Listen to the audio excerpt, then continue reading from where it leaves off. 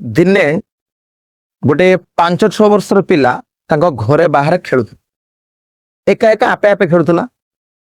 ସେ ଠିକ ତା ସାମ୍ନାରେ 2-3ଟା ପ୍ରଜାପତି ଉଡ଼ିଗଲେ। ପିଲାଟି ସେ ପ୍ରଜାପତି ଦେଖିଲା, ଦେଖିକି ବହୁତ ଖୁସି ହେଲା ଏବଂ ପ୍ରଜାପତି ଧରିବା ପାଇଁ ପ୍ରଜାପତି ପଛରେ ଦୌଡ଼ିବାକୁ ଲାଗିଲା। ପ୍ରଜାପତି ଏଣେ ତେଣେ ଯାଉଥାନ୍ତି, ପିଲାଟି ମଧ୍ୟ ତାଙ୍କ ପଛରେ ଏଣେ ତେଣେ ଦୌଡୁଥାଏ। ଏମିତି ସକାଳୁ ଦ୍ୱିପହର ହେଇଗଲା। ପିଲାଟି ଶେଷରେ କଣ କଲା ନା ଏମିତି କରି ଗୋଟେ ପ୍ରଜାପତି ଧରିନେଲା। ଯେତେବେଳେ ପ୍ରଜାପତି ଦେଖିବ ବୋଲି ହାତ ଫୁଲିଲା, ପ୍ରଜାପତି ପୁଣି ଉଡ଼ିଗଲା।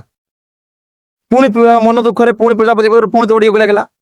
ଦୌଡ଼ିତେ ଦୌଡ଼ିତେ ସନ୍ଧ୍ୟା ହେଇଗଲା, କିନ୍ତୁ ପ୍ରଜାପତି ଆଉ ଧରି ପାରିଲା ନାହିଁ। ଠିକ ସେଇ ସମୟରେ କଣ ହେଇଛି ନା ତା ପାଦ ଖସିଗଲା। ପାଦ ଖସିବାରୁ ସେ ତଳେ ପଡ଼ିଗଲା। ଗୋଟେ ଲୋକ ସେ ବାଟେ ଯାଉଥିଲା। ସେ ଲୋକ ରଙ୍ଗ ବେରଙ୍ଗର ଫୁଲ ଗଛର ଚାରା ନେଇକି ଯାଉଥିଲା। ସେ ଦେଖିଲା ପିଲାଟି ପଡ଼ିଯିବା ସମୟରେ ଦେଖିଲା ଏବଂ ଆସିଲା, ପିଲାଟି ପାଖକୁ ଆସିଲା। ଆସିକି ପିଲାଟି ଉଠେଇଲା ଏବଂ ତା ଡ୍ରେସ ସଫା କରୁ କରୁ ପଚାରିଲା, ତୁମେ କଣ କରୁଥିଲ? ସେ 5-6 ବର୍ଷର ପିଲାଟି କହିଲା କି ମୁଁ ସକାଳୁ ପ୍ରଜାପତି ଧରିବା ପାଇଁ ଚେଷ୍ଟା କରୁଛି, କିନ୍ତୁ ପ୍ରଜାପତି ଧରା ଦଉନାହାନ୍ତି। ବହୁତ ଥର ହାତ ବସୁଛନ୍ତି, କିନ୍ତୁ ହାତରୁ ପୁଣି ଉଡ଼ି ପଡ଼ୁଛନ୍ତି। ସେଠୁ ଲୋକଟି ପଚାରିଲା, ତୁମେ ପ୍ରଜାପତି ନେଇ କଣ କରିବ? କହିଲା କି ନାଇଁ, ମୁଁ ପ୍ରଜାପତି ଧରି ଘରକୁ ନେଇକି ଯିବି। ଲୋକ ହସି ହସି କଣ କଲା ନା ସେ ପିଲାଟିକୁ 2-3ଟା ସେ ଫୁଲ ଚାରା ଗଛ ପିଲାଟିକୁ ଦେଇଥାଏ। ଦେଲା ପରେ ପିଲାଟି କହିଲେ, ଫୁଲ ଚାରା ନେଇ ମୁଁ କଣ କରିବି? ନା ସେ ଲୋକଟି କହିଲେ କି ତୁମେ ଚାରା ଗଛକୁ ନେଇକି ତୁମ ଅଗଣାରେ ଲଗେଇଦବ। ସେଠୁ କହିଲେ ଅଗଣା ଲଗେଇଲେ କଣ ହବ? ପିଲାଟି ଯେମିତି ପଚାରେ କୋଶ୍ଚେନ କି ଅଗଣା ଲଗେଇଲେ କଣ ହବ? ସେ ଲୋକଟି କହିଲେ କି ଅଗଣା ତୁମେ ଲଗାଅ, କାଲି ଜାଣିବ କଣ ହବ କଣ ନାହିଁ। ପିଲାଟି ସେଇଆ କଲା। ଗଛ ଗୁଡାକୁ ନେଇଗଲା, ନେଇ ଯାଇକି କଣ କଲା ନା ଅଗଣାରେ ତାକୁ ଲଗେଇଦେଲା। ରାତିରେ ଶୋଇପଡିଲା। ସକାଳୁ ଯେତେବେଳେ ଉଠିଲା, ଦେଖିଲା ସେ ଫୁଲ ଗଛ ପାଖରେ ପ୍ରଜାପତି ସବୁ ଉଡୁଥିଲେ। ତାଙ୍କ ଘର ଅଗଣାରେ, ତାଙ୍କ ଘର ପାଖରେ ବହୁତ ପ୍ରଜାପତି ଉଡୁଥିଲା। ଆଉ ପିଲାଟି ଦେଖି ବହୁତ ଖୁସି ହେଲା। କାହିଁକି ନା ଯୋଉ ପ୍ରଜାପତି ପଛରେ ସେ ପିଲାଟି କାଲି ଦୌଡୁଥିଲା, ସେ ପ୍ରଜାପତି ଆଜି ତାଙ୍କ ଘର ପାଖରେ ଥିଲେ, ତାଙ୍କ ଅଗଣାରେ ଥିଲେ, ତା ପାଖରେ ଥିଲେ। ତ ଏ କାହାଣୀ ହୁଏତ ତୁମେ ବୁଝିପାରୁନଥିବ, କିନ୍ତୁ ଏ କାହାଣୀର ବହୁତ ଡିପ୍ ମିନିଂ ଅଛି। ଯେମିତିକି ଦେଖ, ଆଜିକାଲି ଦୁନିଆରେ କଣ ହଉଛି ନା ପ୍ରତ୍ୟେକ ଲୋକ କିଛି ନା କିଛି ପଛରେ, କିଛି ନା ଜିନିଷ ପଛରେ ଦୌଡୁଛନ୍ତି। କିଏ ସଫଳତା ପଛରେ ଦୌଡୁଛି, ତ କିଏ ଟଙ୍କା ପଛରେ ଦୌଡୁଛି, ତ କିଏ ସମ୍ପର୍କ ପଛରେ ଦୌଡୁଛି। କିନ୍ତୁ କେବେ ଭାବିଛ କି ଯେ ଏଇ ଜିନିଷ ପଛରେ କାହିଁକି ଆମେ ଦୌଡୁଛନ୍ତି?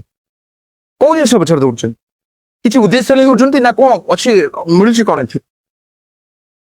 ଭାବ, ଯଦି ଆମେ କୌଣସି ଜିନିଷ ପଛରେ ଦୌଡ଼ିବା ବା ଗୋଡେଇବା, ସେ ଜିନିଷ ଆମର ସତ୍ୟ କଣ ହବ ନା ଦୂରେଇ ଦୂରେଇ ଯିବ। ତାପରେ ପ୍ରଜାପତି ପାଇଁ, ଯେମିତି ପ୍ରଜାପତି ପଛରେ ପିଲାଟି ଦୌଡୁଥିଲା, କିନ୍ତୁ ପ୍ରଜାପତି ପିଲାଟି କଣ ହଉଥିଲା, ଦୂରେଇ ଦୂରେଇ ଯାଉଥିଲା। ଏଠି ବି ସେମ୍ ହବ। ତେଣୁ ଆମେ କଣ କରିବା ଦରକାର ନା ନିଜକୁ ପରିବର୍ତ୍ତନ କରିବା ଦରକାର, ନିଜ ଉପରେ କାମ କରିବା ଦରକାର। ତ ତାହେଲେ କଣ ହେଇପାରିବ ନା, ଯଦି ନିଜ ଉପରେ ଆମେ କାମ ନ କରିବା, ଅସୁବିଧା କଣ ହବ ନା ଯଦି ବି ତୁମକୁ ସଫଳତା ମିଳିଗଲା, ତାହେଲେ ତା ଟେମ୍ପରାରୀ, ଅଳ୍ପ ସମୟ ପାଇଁ ତୋ ପାଖରେ ରହିବ। ପୁଣି କଣ ହବ, ସଫଳତା ପୁଣି ତୁମଠାରୁ ଦୂରେଇ ଯିବ। ଆମେ ଦୁନିଆର ଗୋଟେ ନିୟମ ଅଛି ଯେ କ୍ୱାଲିଟି ପ୍ରତି ସମସ୍ତେ କଣ ହୁଅନ୍ତି ନା ଆଟ୍ରାକ୍ଟ ହୁଅନ୍ତି। ଯେମିତି ଫୁଲ ପ୍ରତି ପ୍ରଜାପତି ଆଟ୍ରାକ୍ଟ ହେଇଥିଲା। ଦୁନିଆ ଯୋଉଠି ଫୁଲ ଗଛ ଥିବ, ପ୍ରଜାପତି ସେଠି ଜୀବନ ଯିବ। ତ ଯେତେବେଳେ ଦେଖ, ପିଲା ଯେତେବେଳେ କଣ କଲା ନା ଫୁଲ ଗଛକୁ ଆଣିକି ତାଙ୍କ ଅଗଣାରେ ଲଗେଇଦେଲା, ପ୍ରଜାପତି ସେ ଫୁଲ ଗଛ ପାଖକୁ ଆସିଲେ। ସେମିତି ତୁମେ ଯଦି ତୁମ ଉପରେ କାମ କରିବ, ତୁମର ଭ୍ୟାଲ୍ୟୁ ବଢେଇବ, ତାହେଲେ କଣ ହବ ନା ଲୋକ ବା ଏଇ ଦୁନିଆ ତୁମ ପାଖକୁ, ତୁମ ନିକଟକୁ ଆସିବ। ଯିଏ ବି ତୁମ ପାଖକୁ ଆସୁନାହାନ୍ତି ବା ତୁମେ ତା ଯାହା ପଛରେ ଘୋଡଉଛ, ସେଇ ଜିନିଷ ଉଲ୍ଟା ତୁମ ପଛରେ ଆସିବ। ସେଥିପାଇଁ କଣ କରିବା ଦରକାର ନା ଆମେ ସଫଳତା ପଛରେ ନ ଦୌଡ଼ିକି କଣ କରିବା ନା ନିଜର ସ୍କିଲ୍ ଡେଭଲପମେଣ୍ଟ କରିବା। ଆମେ ସମ୍ପର୍କ ପଛରେ ବା ଲୋକଙ୍କ ପଛରେ ନ ଦୌଡ଼ିକି ଆମେ ଆମ କ୍ୟାରେକ୍ଟର ଉପରେ କାମ କରିବା। ତାହା ଯାଇକି ଏମିତି ଏକ ଦିନ ଆସିବ ଯେ ଏ ଦୁନିଆ, ଏ ଲୋକମାନେ ସବୁ ତୁମକୁ ଫଲୋ କରିବେ, ତୁମର ନିୟମ କାନୁନ, ତୁମକୁ ଏଭ୍ରିଥିଙ୍ଗ ଆଇଡଲ ବି ମାନେ ନେବେ। ଏମିତି ଦିନ ଆସିବ।